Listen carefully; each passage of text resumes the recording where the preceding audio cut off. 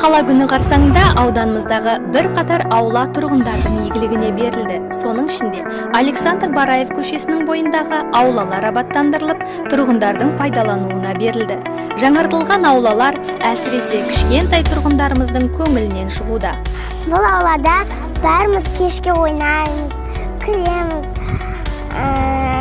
Құлаған кезінде резеңке бізді қорғайды.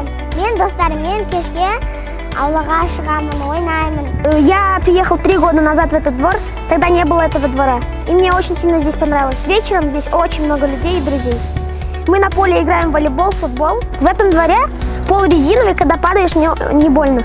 Аулаларды жаңарту жұмыстары тұрғындардың өтінішіне сәйкес жүзеге асырылады. Ол үшін ең алдымен тұрғындар ауланың сызбасымен таныстырылады. Жобаны тек мақұлдағаннан кейін ғана барып, аулада жөндеу жұмыстары жүзеге асырылады. Бүгінгі таңда тұрғын үй ғана емес, оның ауласы да жайлы, ыңғайлы әрі пайдалы болуы тиіс. Сондықтан аулаларды абаттандырғанда барлық жастағы тұрғындардың талабы ескеріледі.